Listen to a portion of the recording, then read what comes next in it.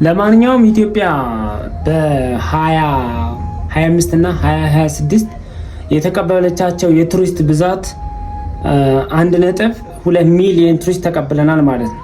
ይህ ማለት ደግሞ በቱሪዝም በግሎባል ቱሪዝም ራንክ ደግሞ 6ኛ ነን ማለት ነው።